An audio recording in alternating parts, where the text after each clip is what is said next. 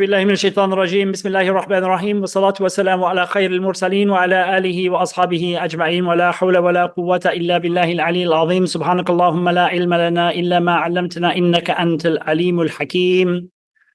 Welcome back after a short break. We had a couple of weeks off, and when we stopped last time we were talking about employment and hire contracts and rental contracts and things of that nature. So one of the ways in which people work together or work for each other. Another way that people work together, or the other ways in which people work together, are covered in the next few sections. And he starts with sharika or shirka, which is partnership. So he's going to go through a number of different types of partnership. A couple of them that come after this deal specifically with agriculture, with the growing of crops, which was, in fact, in those days, one of the most important forms of wealth. And as we're going to come to, one of the things that the Messenger of Allah sallallahu alaihi wasallam emphasized as one of the best ways for a person to earn his living, zara. But before we go to that, we're going to start with sharika, which is of two types. When people, they're both sharika and shirka are two variations that mean the same thing. So in English, we would say partnership. Is the main word that we'd use. So there are two main types of partnerships. There's partnerships where people make the basis of their partnership the work that they are doing, and there are partnerships where people make the basis of their partnership the money that they put in. So the first one is a work-based partnership. The second one is a capital-based partnership. So he starts by saying, وَلَا بَأْسَ بِالشِّرْكَ or بِالشَّرِكَ بِالْأَبْدَانِ. There is no harm. In other words, it is permitted. And in fact, you could say that partnership is more than permitted. It's something that's recommended because ta'awanu 'alal birri wat taqwa, as Allah subhanahu wa ta'ala tells us. One of the ways of bringing good to a society is to bring wealth to a society and then do good things with that wealth. All of the forms of generosity that I mentioned in the chapters that come after this one. So partnership is a very important thing.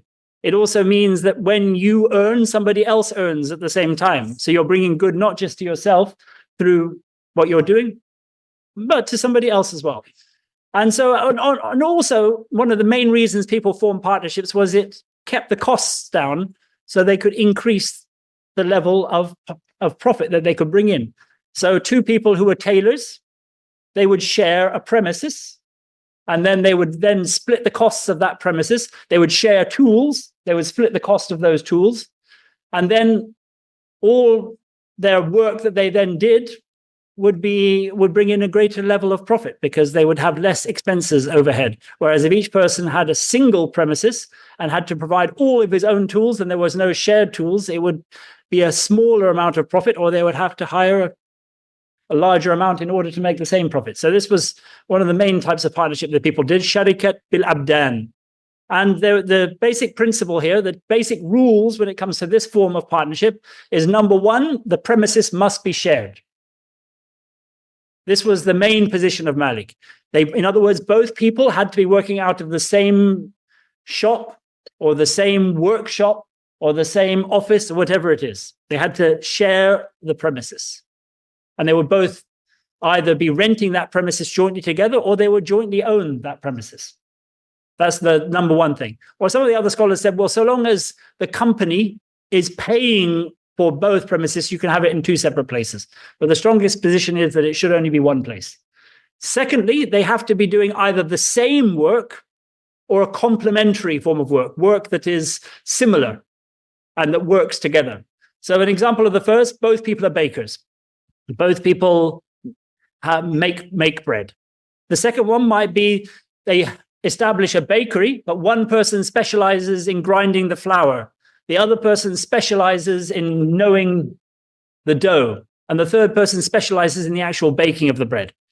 These are both valid forms of partnership. In the modern world, you could maybe even make the case that's, certain types of actions that are necessary for each other. For example, you have accounting and somebody else does the websites and somebody else, all of these types of things. If they're complementary for the work of that business, then you might say that they could be partners. But then in those types of things, you have to estimate the value of the work that each person brings in.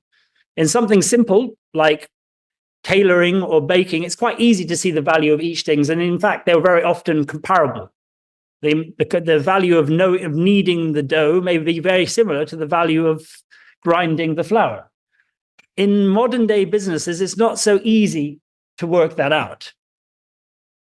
And the problem also with modern day businesses is they're often a mixture between capital-based business or capital-based partnership and work-based partnership. This here is purely work-based. The capital is the work.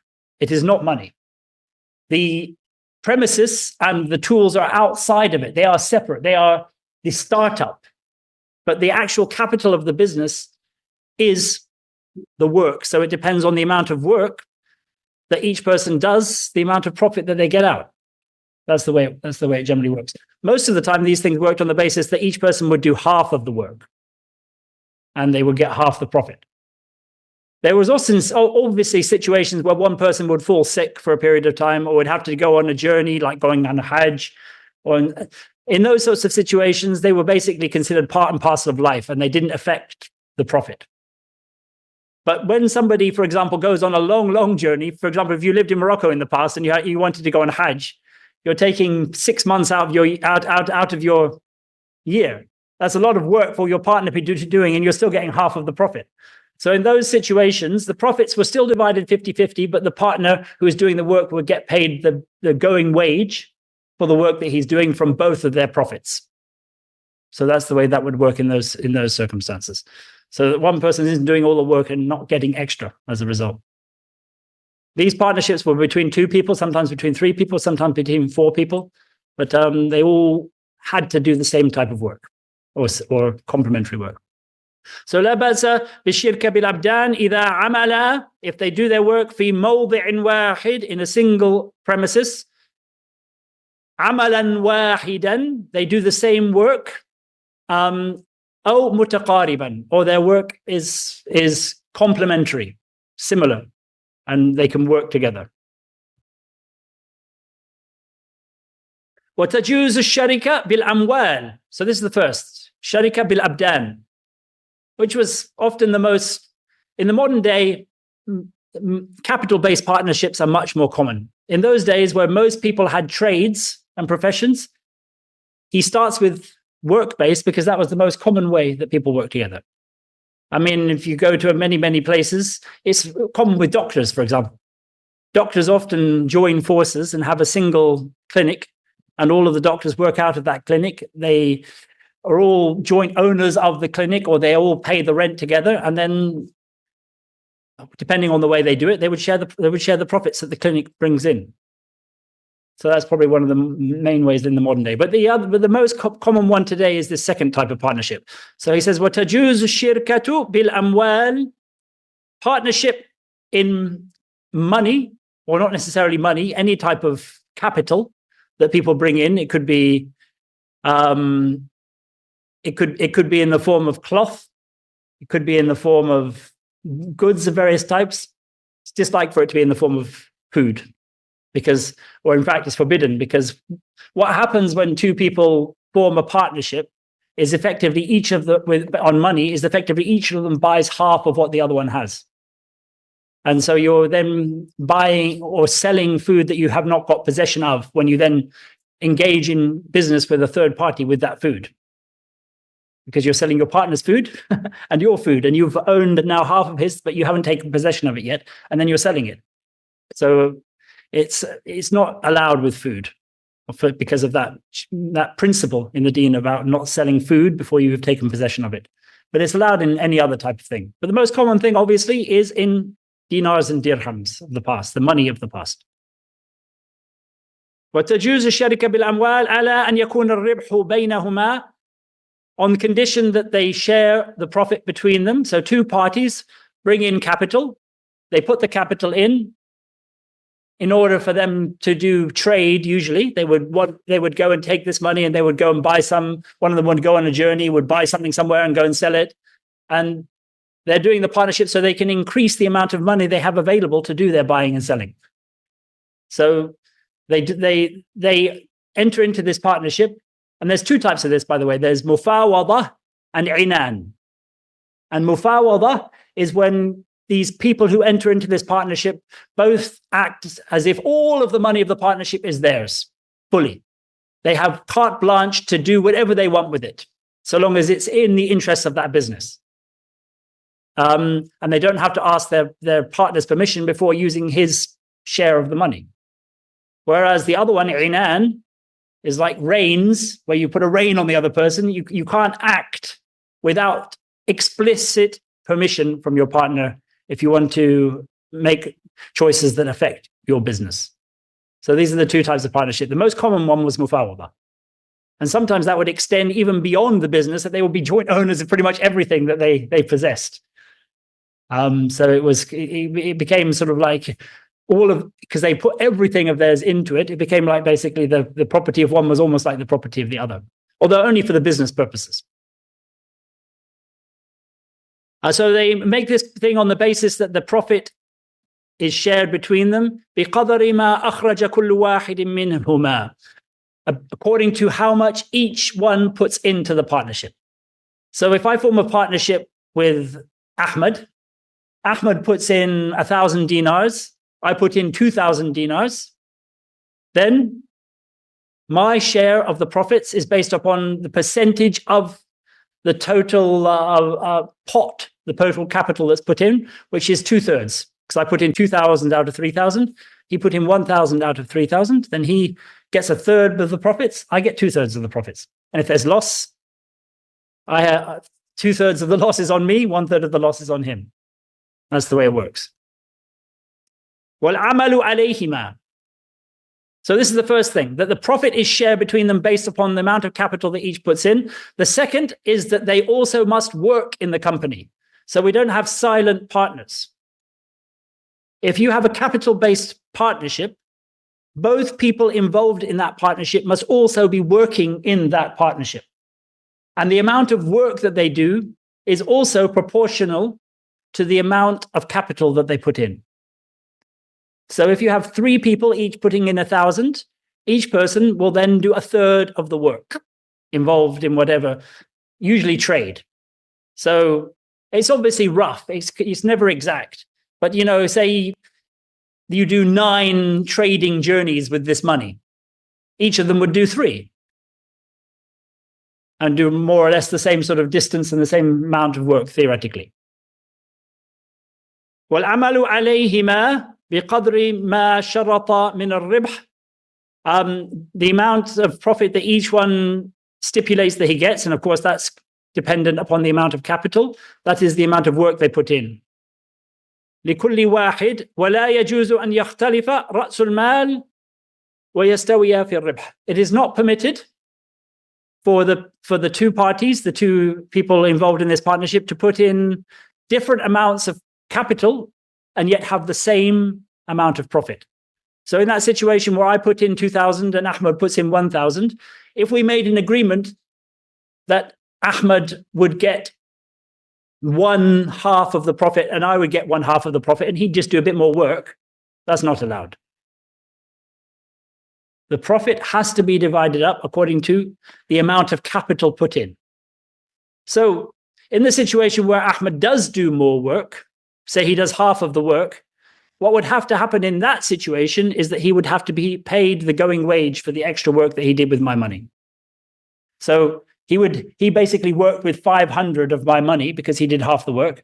Then he would then be paid the wage of somebody who transacts with that amount of money for somebody, which was known in the societies of the time. If somebody had a certain amount of money and did a certain amount of work with it, they are paid a certain amount. He would be paid for the work he did exclusively with that 500, and he would get 1/3 of the profit. I would get 2/3 of the profit. And if there was a loss, he would still get paid a wage, and I would get nothing. So that's the situation here. Even if there's a loss, he will still always be paid his wage, because a wage is separate from profit. Profit is dependent upon the business succeeding. A wage is just dependent on the work. So when somebody does more work than their share warrants, obviously, if he does it voluntarily, without it being stipulated, that's different. If he volunteers extra work, then he's just doing that out of his generosity. But if it's stipulated in the contract up front that each person is going to get 50% of the profit, despite one person only putting in half of a quarter of the capital. Or you have the situation now where one person puts in no capital and the other person puts in all of the capital, and they stipulate that they share the profit. That is not allowed. So you can't have silent investors, silent partners who put in money. That's just it's not an acceptable thing. In fact, in the Mudawwana, in this chapter, it's one of the first questions that Sahnun asks Ibn al-Qasim. Did Malik allow one person to put in none of the money and in a partnership, and the other person put in all of it? And he said no. This is probably the most common form of partnership in the modern era, because we talk about venture capitalists.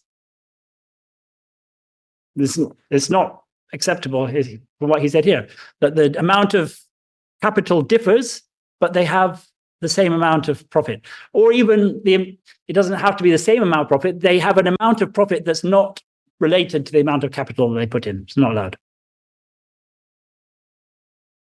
And other things that were not permitted but maybe they don't apply now, but they should do, is where one person puts in gold and the other puts in silver, for example, because then you are engaging in what's called a sarf, which is a trade, which is an exchange of gold and silver at the same time as having a partnership, which is not allowed. Also, it's not permitted for one person to put in one thing and the other person to put in something else, because then you're doing two things. You're having a sale at the same time as a partnership.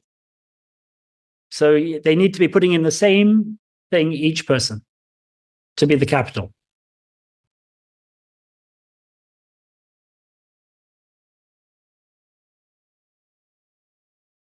Another type of partnership that they used to have, which is not allowed, is called shirkat or sharikat al-wujuh. And that is what we might call reputational partnership, where one person has a good reputation. So somebody else hires him or forms a partnership with him, because there's not, strictly speaking, a hire contract, and says, look, you do the business on my behalf with my money, and we will share the profits, because people don't trust me, but they trust you. So you're using the trust that people have of that other person, and that's all he's putting in, is his trust and your lack of trust putting into the partnership. And also sometimes people would have a situation like this where neither of them has any money. But so me and you, we want to enter into a partnership. Neither of us has any money. We want to buy something and sell it. And we know we can buy it from somebody and pay him in 3 months. And we can sell it before those 3 months are up. So I send you, who has a good reputation, to go and buy it, but we're both in it together. And we're both then liable for paying that money. That's not permitted either. So that's like a partnership in debts. It's only permitted to buy things on that way if you're already partners with money in it together, in which case you can buy on debt, because that's just one of the acceptable ways of buying things, but not when you have no capital input already. I mean, these things, when somebody sets up a business, they have to look into these things carefully.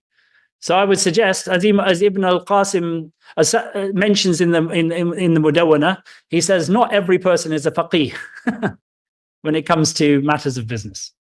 So if you are going to set up a business and you're not sure exactly about the format of that business or whether it's correct, consult first.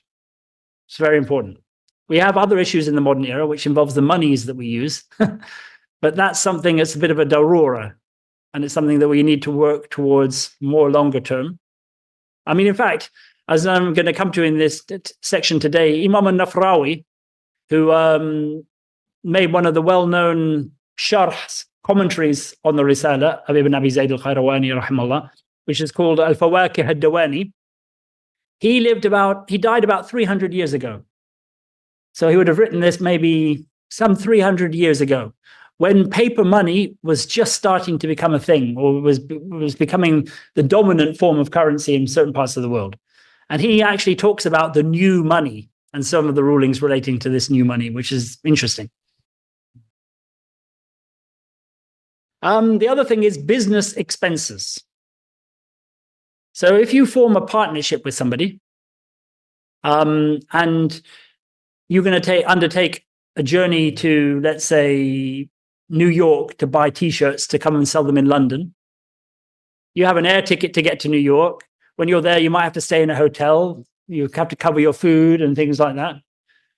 Generally speaking, these things can be covered by a partnership if both parties have equal expenses. Not exactly equal, but more or less equal. If one person is doing all of this traveling and charging all of these expenses to the business and the other person is not, that's not allowed. Similarly, if you're in a household and you have a business together and you're looking after your household from the business because you're working out of your house and you're doing all of the thing, it's only allowed if both parties are doing the same thing. Otherwise, and it's only allowed if the business can take it. We're going to come to this in Khirad. If your business expenses basically mean that you're not going to be able to do any proper trade because it's going to take your pot from 1,000 down to 100, then obviously you're not allowed to use it for expenses.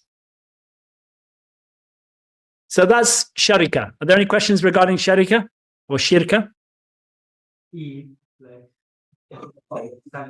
Someone invested, but they don't have the expertise. Someone else, they didn't invest, but they have the expertise. So they're putting all the works on there.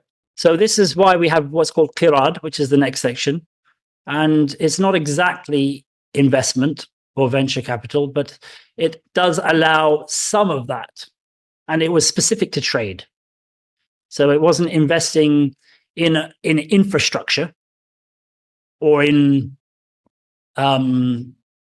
factories, but it was investing in actual, because a factory is an ongoing concern, for example, or a restaurant or something like that. Whereas a transaction where you buy things and sell it has an end date to it. Whereas a factory never really has an end date. And one of the things about a qirad is it doesn't have a time period attached to it, but that doesn't mean it can be ongoing forever. So basically, how do you get your money out of a factory? Because one of the points of a qirad, as we're going to come to, is that the person takes the money, buys things with it, sells things with it, and then gives back the money. And then it's only after the money is given back that you can have profit. Gives back the original capital. In a factory, you never. So how can you share profit if you never give back the original capital? So when you have concerns like that, then you have to look at other ways of doing it. Qirad's not an option, and it's not an option to have a silent investor and you to run the restaurant. What you'd have to do in a situation like that, for example, is you would hire the investor would buy the restaurant, and then you would pay him rent, for example. And maybe you could arrange an agreement where you can buy the restaurant from him bit by bit, potentially. But that's the only way that it could work. Or he could hire you. He could buy the restaurant and pay you a salary to run it. Those are the ways that you can do it in those situations. But you can't have one. We don't think that money is the most valuable thing in the world, where the person of money can then dictate everything to the person who doesn't have it. Work and money are comparable. And you don't give the dominance purely to the one who, which is probably why the paying of rent is probably the better option in that situation. وَالْقِرَادُ جَائِزٌ بِالدَّنَانِيرِ وَالدَّرَاهِمِ. Qirad, which is also known as mudaraba, which you'll find throughout Islamic bank circles. They abuse this term quite a lot. But a qirad is only with gold and silver. He actually comes to the question, does gold and silver include new money? He sort of voices this later, because Imam Malik was specific, said it was only with gold and silver. And there were those who said it wasn't even allowed with gold and silver unless the gold and silver was minted into money. The reason for this being so specific is because there is a general principle in fiqh that if something is a rukhsa, is a dispensation, is an allowance which goes against usual normal principles, but is allowed in specific circumstances, you cannot make what's called a qiyas, an analogy. For example, in the modern era, travel is much easier than it was in the past. So traveling 48 miles or 51 miles in modern miles in the past was a couple of days travel. So it was a significant journey. You were starting to really be a traveler rather than simply somebody going out and coming back. And so you could say, oh, well, that's why the prayers were allowed to be shortened. And if a journey doesn't meet those criteria of taking you days, then you can't shorten the prayers. But no, that's not the way it works. It was a rule that had specific things attached to it, and you can't use your intellect to make analogy on it. You just do it as it came. And the same applies to qirad. When something goes against the general principles, the general principle in that case being praying 4 rakats for dhuhr and so on, when it goes against what is the norm, you cannot use your intellect to try and justify other ways of doing it or change the way it was structured. The same applies to a qirad, which is why he mentions here that you're not allowed to do a qirad in goods. I can't give you 1,000 books and say, go and sell these books for me and we'll share the profits. I can only do it with money. That's the only way it's allowed, because that was the way it was done in the time of the Rasul sallallahu alaihi wasallam. وَالْقِرَادُ جَائِزٌ بِالدَّنَانِيرِ وَالدَّرَاهِمِ. Qirad is permitted with dinars and dirhams. So what exactly is a qirad? A qirad is when one person wants to go and trade and he does not have any money. So he goes to somebody else and says to this other person, give me the money to go and do this trade. And he might explain what his idea to him, but there are limits on how much you can limit what the person does with the money, but it can be limited to certain types of things. And then he tells him, right, I want to go and do this trade. So the guy says, okay, here's the money on condition that we share the profits that you make 50-50 or 30-40, 30-70 or 20-80, whatever they agree. Yeah, that's the basic qirad here. And that you can't set a time limit on it. I was in Indonesia and I noticed that they have qirads where they set mudaraba, where they set time limits and they pay it on a yearly basis, for example. That's not acceptable, according to Malik. There's no time limit on it. Obviously, the person cannot just hold on to the money and sit at home and not do anything with it. He should be going out once he's made the agreement and traveling on his journey to do the transaction as soon as possible. But you can't say, if you haven't managed to make your transactions by the end of January, then you have to give me everything back. That's not allowed, because this person then could do all of this work and get nothing from it. So it's not permitted in the qirad. So that's a qirad. He says, وَقَدْ أُرْخِصَ فِيهِ بِنِقَارِ الذَّهَبِ وَالْفِضَّةِ. It's also been a dispensation has been made for people to use lumps of gold and silver or pieces of gold and silver that are not actually minted into dinars and dirhams. But he mentions in the sharh, in the commentary, that this is only when you live in a country where shopkeepers accept bits of gold and silver. If you live in a country where nothing is accepted apart from minted government coin, that's all you're allowed to use for qirad.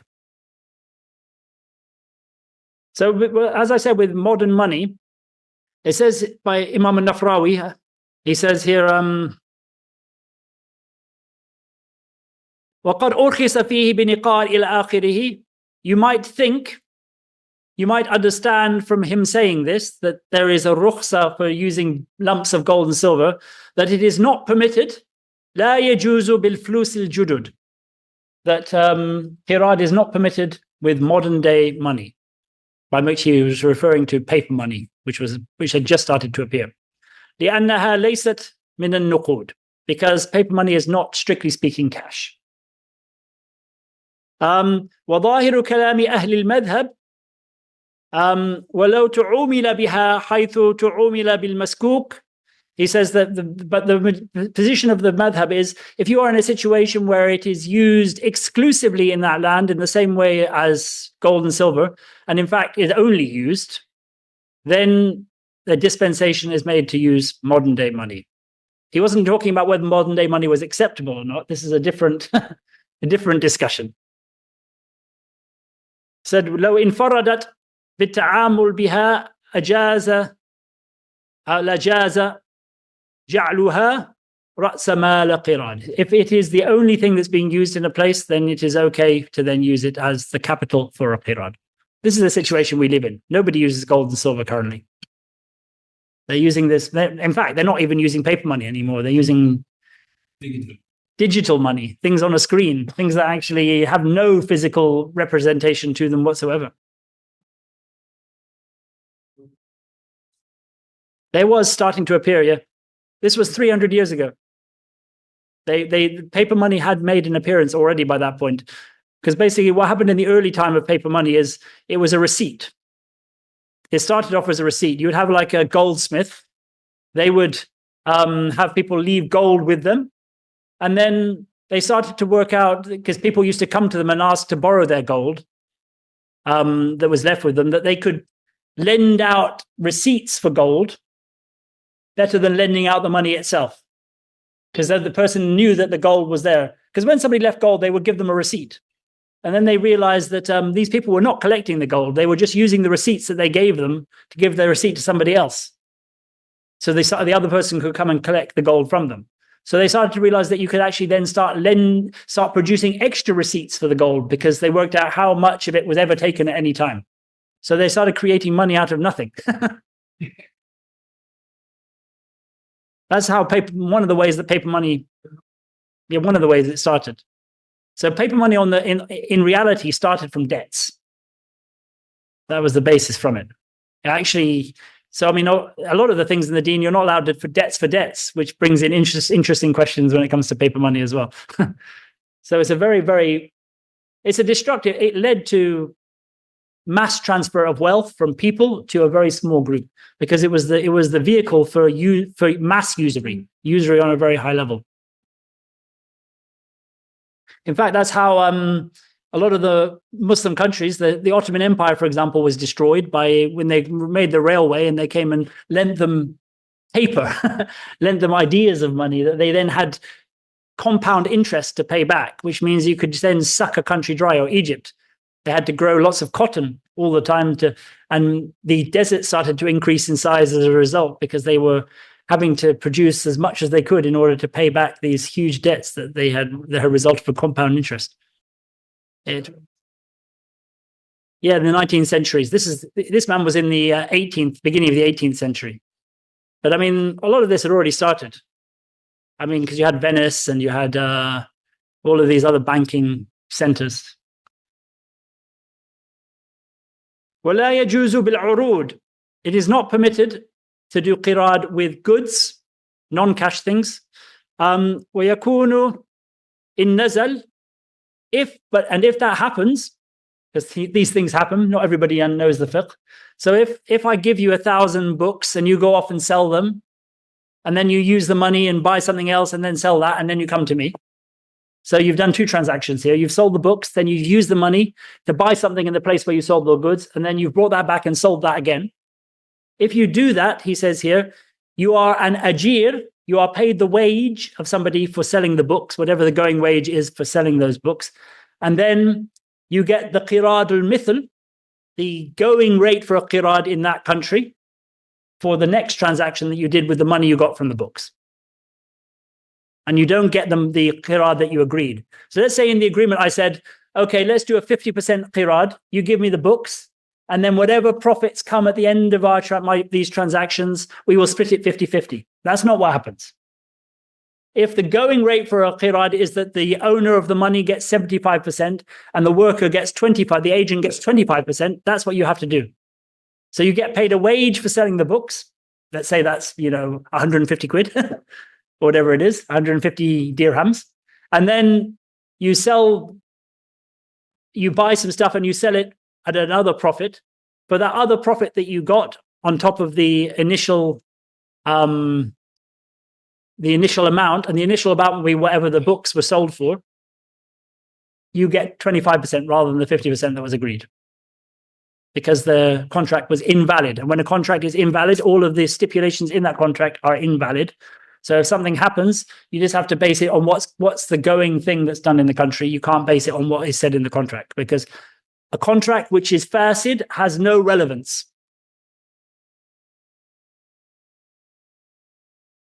In nazala, وَيَكُونُ إِن نَزَلَ أَجِيرًا. So if that happens, that the person who received the goods is an ajir, is paid a wage, في بيعها, for selling them, وعلى قراد مثلها في الثمن. And then he gets a qirad, the going qirad, the qirad of somebody who's doing a qirad like him, for the thaman, for the price that he got for the goods, which he then uses as his capital for whatever venture he did with it there.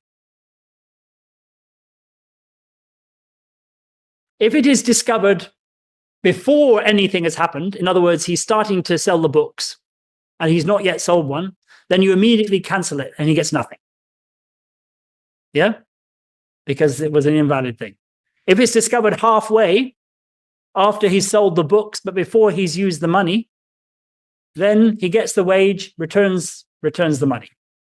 And you don't have to think about a going qirad. A going qirad is only if everything's already happened.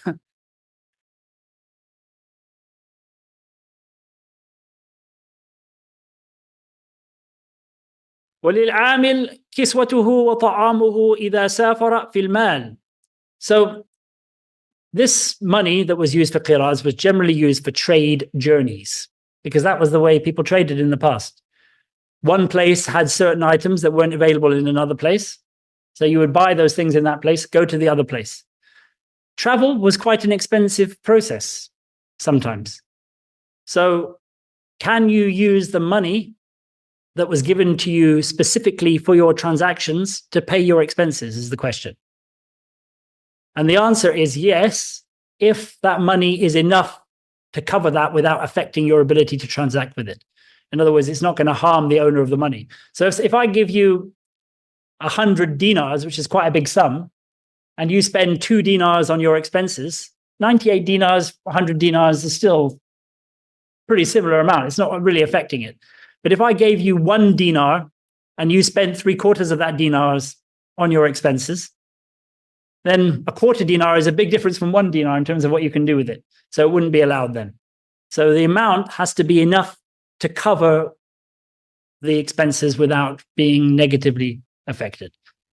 So the main expenses were travel and food. But there was also clothing if you were somewhere for a long time. So if, for example, I traveled to a particular place and I was going to be there for months transacting, then I could claim clothing, what a person would normally need of clothing for that sort of period of time. But there is certain situations where you're not allowed to claim anything. So let's say, for example, I've got 2 wives and 2 homes in Mecca and Medina, let's say, for example. I go from Mecca, I buy stuff in Mecca, then I go to Medina and sell stuff in Medina and buy stuff in Medina and come back to Mecca. In that situation, I'm not allowed to claim any expenses whatsoever. Because in both places, I have a home and I don't need to claim expenses. Secondly, one of my motives in going to that other place is to visit my other family. So even in the travel there, I can't be using the qirad money for something that I would want to do anyway myself. So you're not allowed to use the qirad money in those circumstances. Similarly, if you're transacting, say I travel to Jeddah to buy and sell some stuff, and I think, I'd love to go on Hajj while I'm here. I can't use the qirad money for my little detour to go on Hajj while I'm there, because you can only use it for the actual trade journey itself. It's not like you're a partner exactly. It's not the same. The other thing is, you are not liable. You are an ameen. When I give you money, I'm trusting you. So if I give you 1,000 dinars, and then you travel with those 1,000 dinars to another place, and then you come back to me and you say, on the way, a highwayman attacked me and stole all of those dinars. I have to take your word from it unless I have proof or some indication that you're lying, because you're trusted. So why is this important, this matter of trust? I mentioned it with sunnah, with the people who make things, and with ajir, with employees, is because when you come to a court case and you come to a dispute, there's the people who have to provide evidence and the people who only have to swear an oath. So basically, if you're the trusted one, all you have to do in these circumstances is swear an oath. You're not expected to provide any evidence. And the owner, if he doesn't believe me, he has to have some evidence, which is witnesses who show that I was lying. Or there has to be some indication that I was lying. For example, I say I spent 1,000 dinars and somebody testifies that he saw me with that 1,000 dinars a month later, after I claim it was stolen from me. So generally, that's another thing. So there's no liability on the agent in a qirad. In a partnership, both people are liable. So a qirad is not exactly the same as a partnership because there's no liability whatsoever on the agent. If there are losses, all the losses come from the money of the one who provided it. There's another thing with a qirad, is if you're doing multiple transactions, this may be agreed up front, but generally speaking is for one transaction, but it may be for multiple transactions. If the first transaction goes badly and you lose, that doesn't mean that for the second transaction, the capital has now changed to that amount that you got after the first transaction. If you make profit with the second transaction, you have to make up the capital to the original amount. That's an important principle. It only ceases to be capital and becomes profit once it is returned into the hands of the investor or the provider. So, for example, if I do a transaction, he gives me 1,000 dinars, doesn't go well. I come back to him and say, look, I lost, here's 500 dinars back. If he takes it, then he gives it back to me to transact with again. Now the capital is 500. But if I just say that to him and don't give it back to him, and then I transact with it again, the capital is still 1,000 dinars. So even if I turn that 500 now into 1,001, it doesn't mean that there's, or 1,000, it doesn't mean there's 500 dinars profit now. It's all the original capital and it all has to be returned to him. So it's important to realize that there is no profit until the capital has been returned to the investor. There is no profit.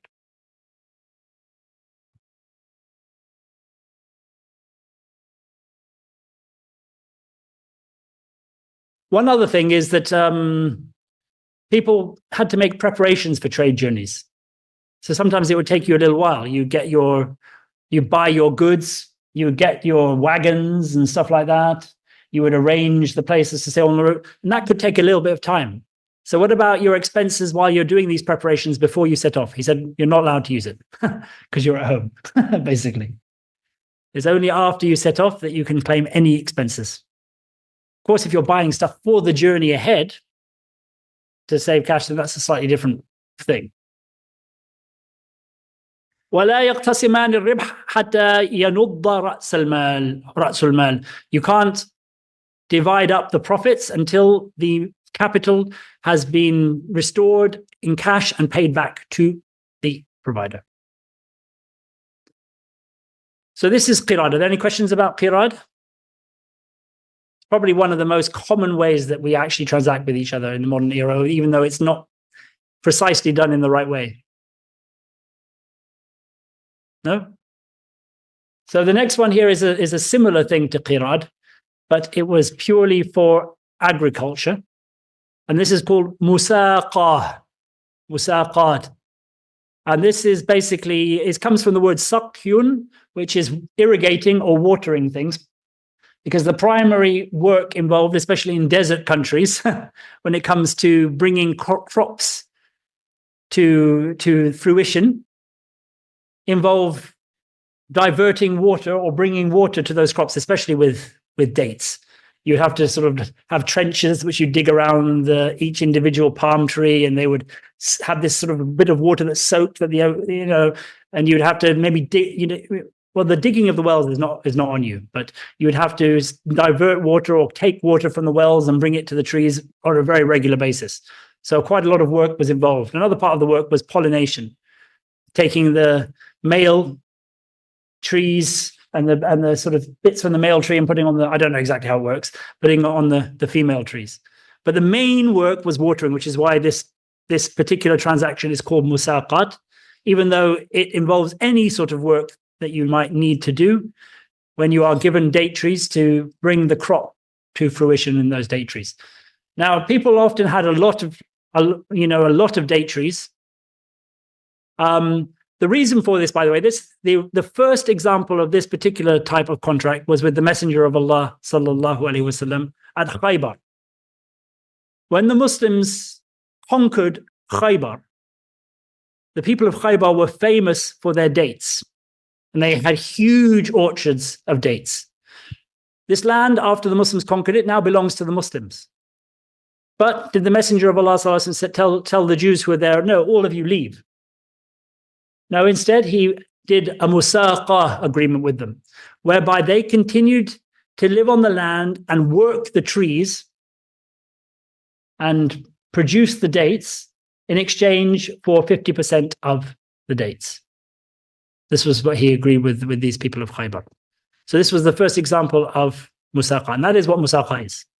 Basically, you have a person who owns the fruit trees and a person who works the fruit trees, and they share the produce that is produced from those specific trees between them according to a prearranged amount that they agree. There are certain conditions that the person who owns the trees is not allowed to do any of the work. The person who is working the trees has to do all of it in order for them to have this particular way, whatever. It could be 25%, it could be 50%. And the person who is doing the work has to provide all of the things necessary for that work apart from water. He can't be expected to dig wells and divert massive rivers from miles away. It's basically the general work that a person would have to do in order to. The harvesting sometimes was part of it, or sometimes not, but it's bringing the crops to fruition. That's the general work. He said, well, musaqa ja'iza, in one way, it's quite similar to qirad, because one person is doing work, one person is providing the thing that is worked, and they are sharing what is produced from it. Well, musaqa ja'iza fil usul, musaqa is, this particular type of contract is permitted. I think they sometimes call it profit sharing. It's permitted when it comes to usul, which are types of plants that remain but give fruit yearly. You have other types of plants, obviously, that you remove the entire plant every year, and they would not be considered usul. Usul is often translated as trees, but it can be other things that you simply take the fruit from, and then the bush or the tree remains in place to give fruit again in another year. And that's what the general type of crop that this musaqa agreement was agreed for. It wasn't common with grain and other types of crops that you have to seed every year. Because basically, when it comes to things like wheat and stuff like that, the work is twofold, and the things that you have to put in are twofold. There's the actual work of bringing the crops to ripeness, but there's also buying the seeds and putting all of the seeds in the ground, plowing the ground and putting all the seeds in, which is a separate thing. So there's an extra expense that you don't have with dates, because the dates will keep on producing every year so long as you do the necessary work. Sometimes they'll have a bad harvest, sometimes they'll have a good harvest, but you don't have to do anything extra in terms of putting seeds in the ground. في الأصول على ما تراضيا عليه من الأجزاء, according to whatever share of the produce they agree up front.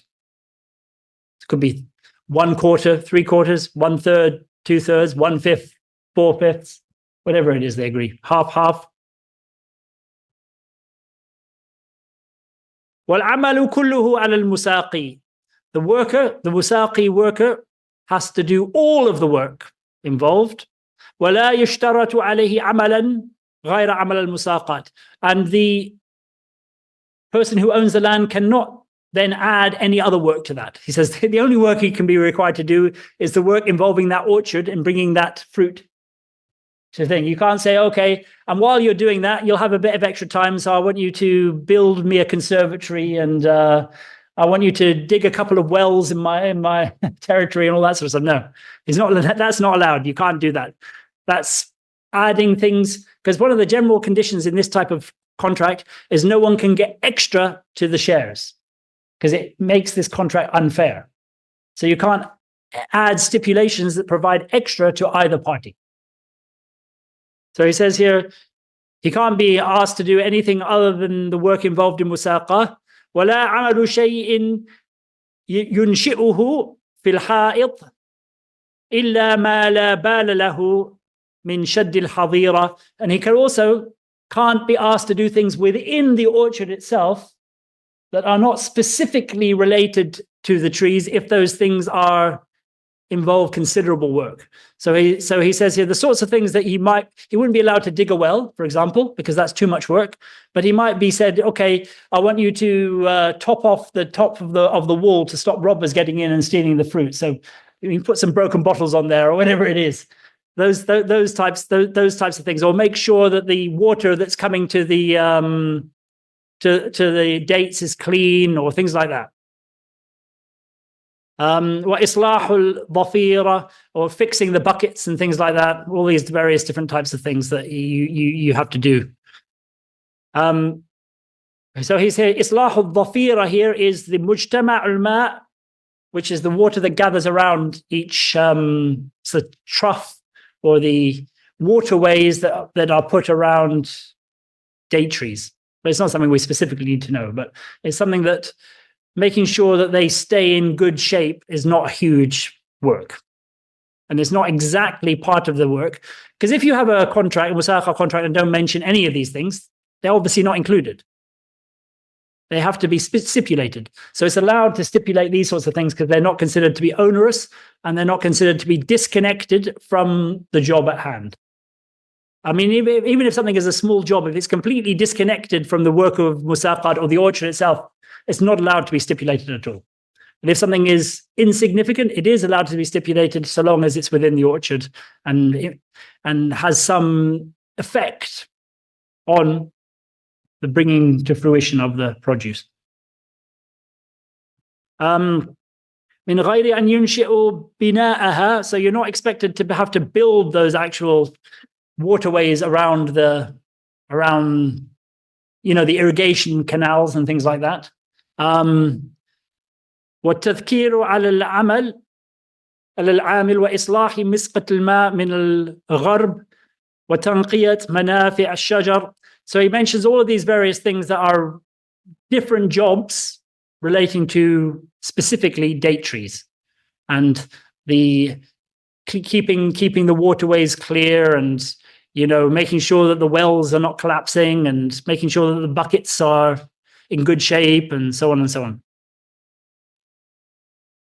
وتنقية العين وشبه ذلك جائز أن يشترط على العامل. These things, it's permitted for it to be stipulated that the worker has to do them.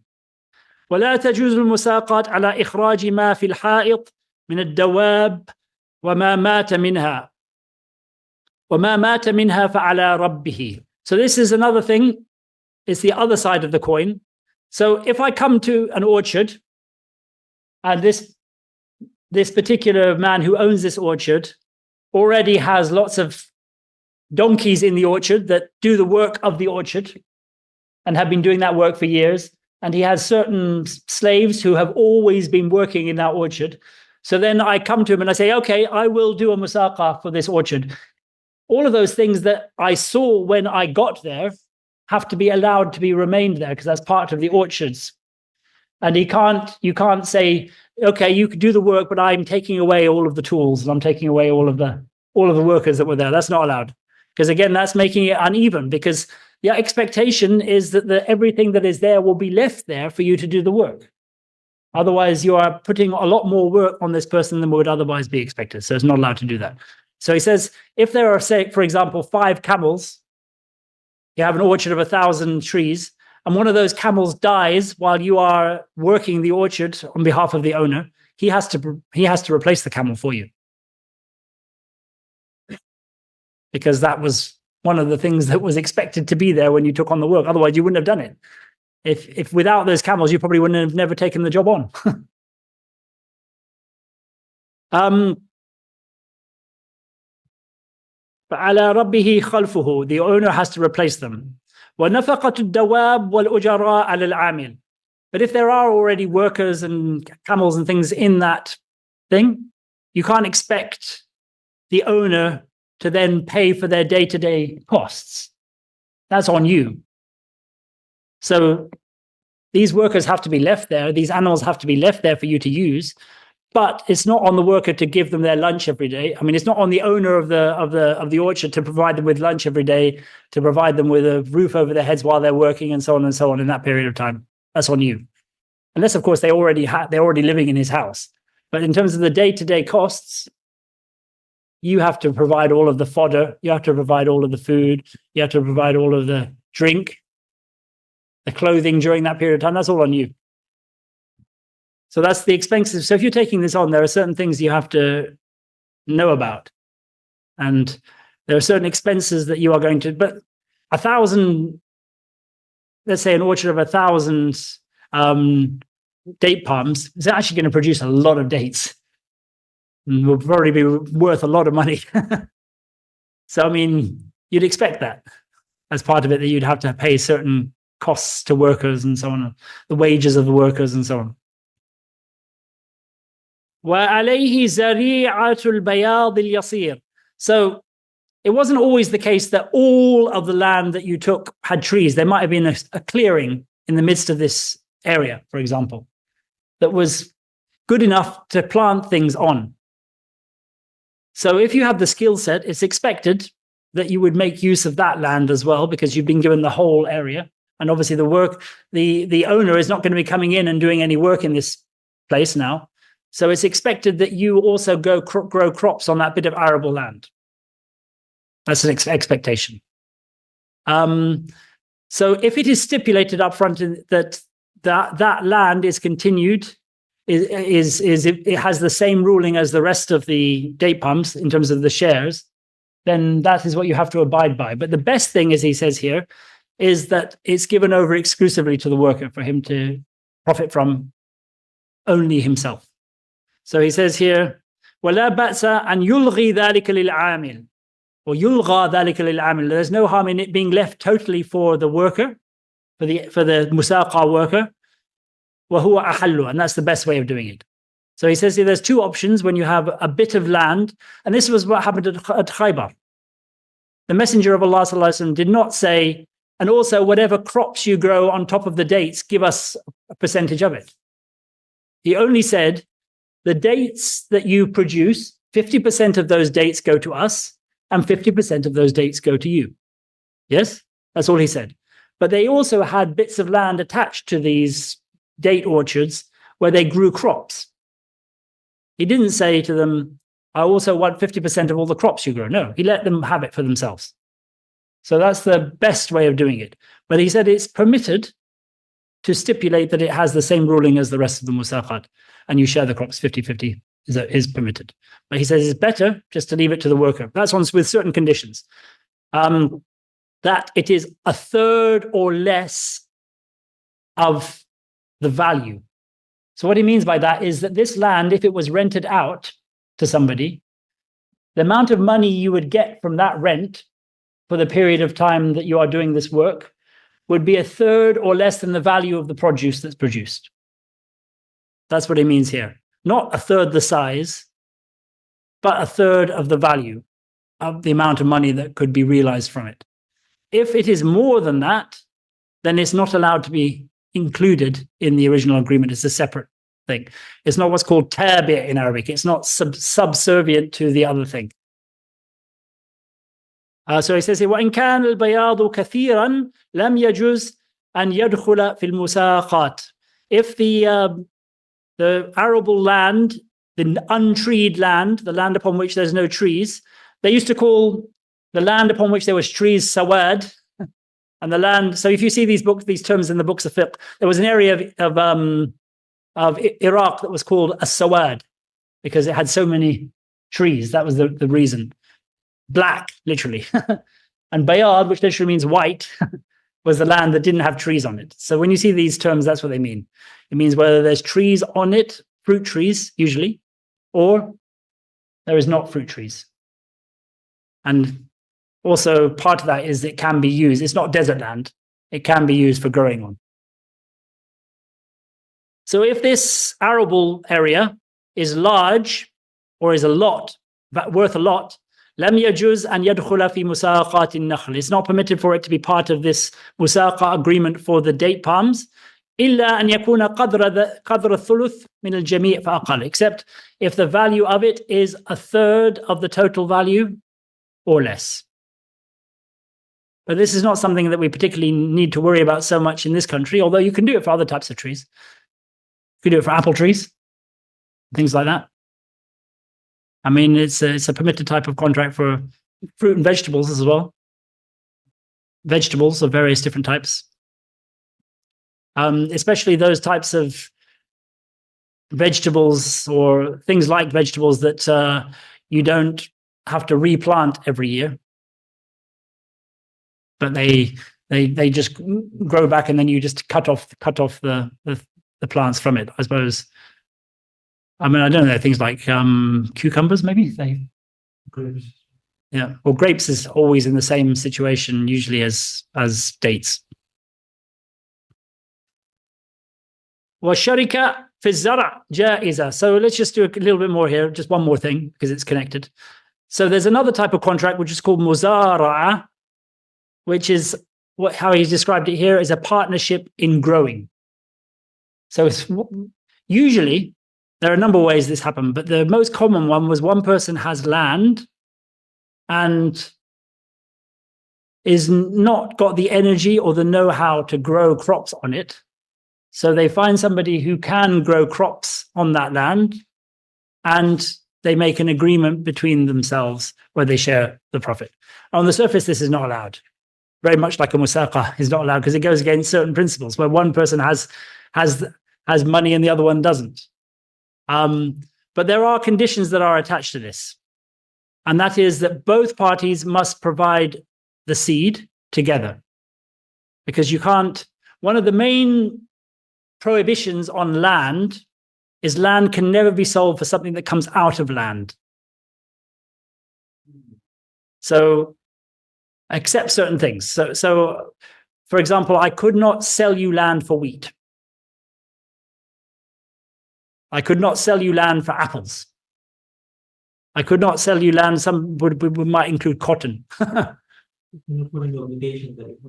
No, or I couldn't rent you land for wheat. So that's one of the conditions. So if one person provides all of the seed and the other person provides the land, what's effectively happening is the person with the land is buying half of the wheat, and the person for half of his land, and the person with the wheat is buying the other half of the land for half of his wheat, which is not permitted. So that's why it's a condition that both parties have to put in the same amount of seed. Then one person does the work and the other person provides the land. Or another way of doing it is they can both rent the land together and they can both do the work together, which is obviously another one here. So he mentions a couple of these. He says, وَالشَّرِكَ فِي الزَّرْعِ جَائِزٌ. It's permitted to do this type of transaction. إِذَا كَانَتِ الزَّرِيعَةُ مِنْهُمَا. If the seed is provided by both of them, and the seed was often quite expensive, sometimes more expensive than the land. I mean, there are certain places like in Morocco, I mentioned, where the land was dirt cheap. He said when he talks about it in the books of fiqh, he says, in Morocco, they basically almost give away their land. This was in the early point. I don't know if that's the case anymore. It's probably not. And so the seed was often the most valuable part of the whole transaction. إذا كانت الزريعة منهما جميعا, both of them together provide the seed. والربح بينهما, and the profit is shared between them. سواء, regardless of whether كانت الأرض لأحدهما, whether one person owns the land, والعمل على الآخر, and the other provides the work. And again, the basis is 50-50. But if the value of land is much more than the value of work, then this would change. Say the value of the land is worth 3 times the value of the work, then it will be 3/4 to 1/4. But the assumption is they are worth a similar amount. The basic assumption. وَالْعَمَلُ عَلَى الْآخَرِ أو الْعَمَلُ بَيْنَهُمَا, they both do the work. وَاقْتَرَيَا الْأَرْضِ, and they rent the land. And again, they both provide the seed. أو كانت بينهما, or the land is already owned by them both and they both work together. These are the different ways in which it can be done. أما إن كان البذر من عند أحدهما, but if the seed comes from one of them, ومن عند الآخر الأرض, and the land comes from the other, والعمل عليه, and that one has to do the work, أو والعمل عليهما, or they both do the work, that is not allowed. والربح بينهما, and they share the profit equally, لم يجوز. Why? As I said, because then it is seed buying land, or seed being exchanged for land which is not allowed. ولو كان اقتري الأرض, but if they both hire the land together, والبذر من عند واحد, and one of them provides the seed, والعمل على الآخر, and the other provides the work, جاز. That is permitted. Because now we're exchanging seed for work here rather than land for seed. إذا تقاربت قيمة ذلك, if so long as the value of each is comparable. So that's these are actually, this is one of the types of transaction we possibly could do, and I think we should try to bring back, because we have some people in the community who have land. It's like Abdul Qadir, he has some land, or Hajj Rahima, she has land, and they're not growing crops on it. So this is the type of transaction that we could actually bring back in. If anybody has any agricultural nous or has green fingers, I think it's something we should try. I mean, this is real wealth. So this is something that maybe it's worthwhile recovering the knowledge of how to do these things and doing it. And the more you do something, the more you understand whether you fully understood the way it works or you didn't fully understand the way it works. You make mistakes, but then you get it right eventually. So, I mean, I think we should try and bring back some of these other forms of transaction. And we should try and create companies between ourselves that do things in the right way. And that will bring barakah to us and barakah to our communities. It sounds like it's protecting people as well. Yeah. Like someone with a lot of money is not like taking advantage of someone without money. Yeah, I mean, that's the problem of the modern world. And often it's not even with money. It's just people think it's basically like the magicians of Pharaoh. They basically produce something, they throw it down, and everybody thinks it's a snake. But it's not a snake. Then Sayyidina Musa alayhi salam comes with his real stuff and actually eats them up. I mean, so that actually even the money that they are theoretically investing in people is not even real money. It's a control mechanism in the modern, especially when it comes from banks. Yeah. So anyway, we'll finish there, inshallah.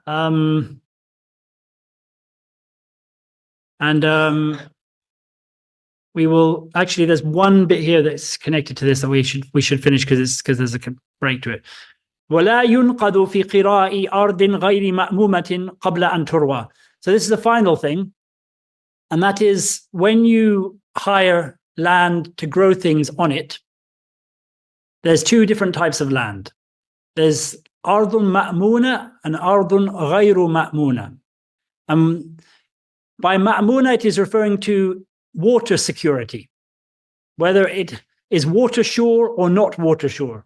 Whether, for example, if you go to the Nile Delta, basically, if you buy some land, you know for a fact that you're going to be able to grow crops on it. There's no doubt, because the water is there. I mean, obviously something could happen, but the basic sort of usual situation is that there's no doubt that it's water sure. Whereas if you go to another place that's reliant on rain, and the rain doesn't come necessarily every year, but it grows things well when the rains come, and it doesn't grow things well when the rains don't come, then if you hire that land to grow things on and no rains come, that's a problem. So basically basically that transaction is then reversed because you're not able to use it for the purpose of it. So if you pay up front in a situation for that land where the rains might come or might not come, and then the rains don't come, it turns out that you're simply lending the guy the money and he pays you back, because the transaction is cancelled because it couldn't be used for what you wanted it to be used for. And then if the rains do come, then it turns out that it was a payment, a rental payment for the land. So you don't know for sure up front, if you pay the money up front, whether it's going to be a loan or whether it's going to actually be a rental payment. And that's not allowed. Waiting for the rain. Well, I mean, basically, when it comes to agriculture, there's usually a month or two within the year where if the rains don't come in that period, the crops are not going to grow well. So that's the period of time you're talking here. So, I mean, it could be either things. And because it could be either thing, it's not permitted for that to be stipulated up front in the contract, because you're not allowed to have a contract that could be one or could be the other. It's both a loan in certain circumstances or a rental payment in other circumstances, and that's not allowed. In those situations, you wait to pay until the rains come, and then you pay. If they don't come, then it's a void contract, because nobody could have made use of the land anyway in that period of time. So that's a general rule here. But if you want to, if you volunteer the money up front and there's no stipulation on it, then that's different. You're allowed to. But it can't be stipulated, because then you're stipulating something haram. Any questions? How about if you provide the land and both of us give these seeds, and if there was no rain, so it's like a lost project on that. That's fine. That's fine. Yeah, I mean, I mean, there will have still been some work. So the person would have plowed the land and planted the seeds, and then the waters just didn't come and it failed. So, I mean, there would have still been work. So it's just lost. That's why, these sorts of projects, they are not fully, they are a slight exception. It's like if both parties equally share the loss? Or? Well, yeah, there is no both parties here. I mean, zero. The providers and I mean, yeah, if obviously if they've rented the land, then they still both have to pay the rent, unless the land was rented in this case specifically for growing things, in which case they wouldn't have to pay any rent, because it wouldn't have fulfilled what they wanted for it. So, I mean, it depends. But yeah, the loss is shared by both of them. One will have lost his work, the other one will have lost one will have lost work and seed, the other one would have just lost seed. Well, I suppose you could then dig up the seed and replant it. I don't know if no water has come. That might be quite difficult. Or I suppose you leave it in the ground until the next year. And then the water. Yeah. Anyway, we'll finish there, inshallah. Bismillah wa barakatuh. Bismillahir Rahmanir Rahim. Alhamdulillahi Rabbil Alameen. Ar-Rahmanir Rahim. Maliki Yawmiddin. Iyyaka na'budu wa iyyaka nasta'in. Ihdina siratal mustaqim. Siratal ladhina an'amta alayhim. Ghayril maghdubi alayhim waladdallin. Amin. Allahumma salli ala Sayyidina Muhammadin abdika wa rasulika an-nabiyyi wa ala alihi wa sahbihi wa sallam taslima. Subhana rabbika rabbil izzati ma yasifun wa salamun ala mursalin. Alhamdulillahi Rabbil Alameen. So next time we will talk about natural disasters which destroy crops and the implications thereof. Inshallah.